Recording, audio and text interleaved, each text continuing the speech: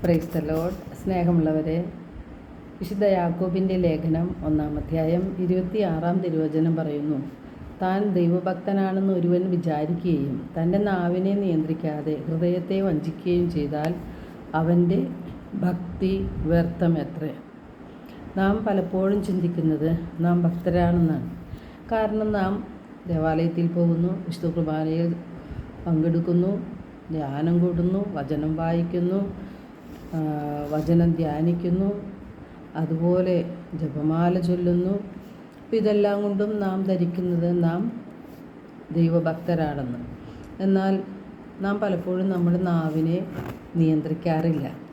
നമ്മുടെ വായിൽ തോന്നുന്നത് എന്താണോ അതെല്ലാം നാം വിളിച്ചു പറയും. നാവിനെ നാം നിയന്ത്രിക്കാനായിട്ട് പലപ്പോഴും പരിശ്രമിക്കാറില്ല. വചനം പറയുന്നു, നാവിനെ നിയന്ത്രിക്കാതെ ഹൃദയത്തെ വഞ്ചിച്ചാൽ നമ്മുടെ ഭക്തി വ്യർത്ഥമാണ് എന്ന് പറഞ്ഞാൽ നമ്മുടെ ഭക്തി കപടമാണ്.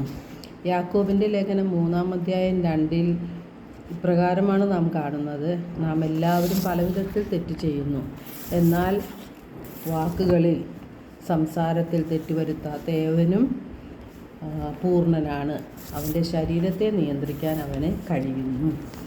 യാക്കോബ് 3:6-ൽ പറയുന്നു, നാവ് തീയാണ്, അത് ദുഷ്ടതയുടെ ഒരു ലോകം തന്നെയാണ്.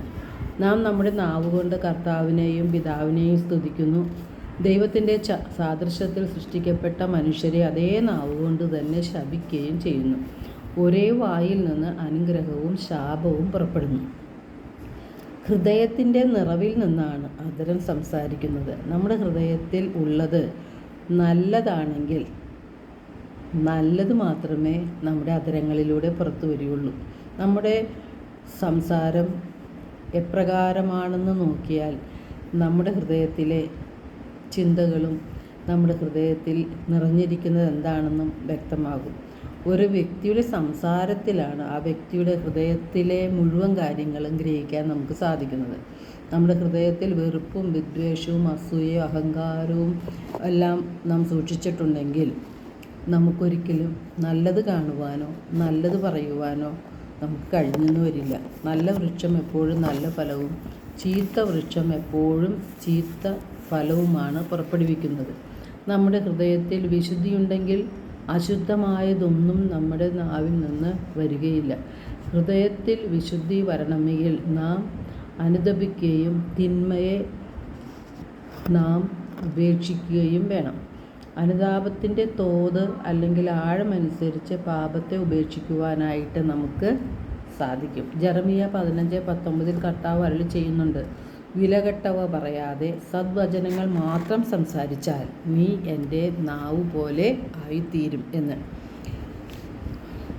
നാം സംസാരിക്കുമ്പോൾ ദൈവം സംസാരിക്കുന്നത് പോലെ കേൾവിക്കാർക്ക് അനുഭവപ്പെടും. അത് ആത്മീയമായ വളർച്ചയ്ക്ക് കാരണമായി തീരുകയും ചെയ്യും. നമ്മുടെ ഹൃദയത്തിൽ ദൈവവചനമാണ് നാം നിറയ്ക്കേണ്ടത്. നാം പറയുന്ന ഓരോ വ്യർത്ഥവാക്കിനും വിധി ദിനത്തിൽ നാം കണക്ക് കൊടുക്കേണ്ടതായിട്ട് വരും.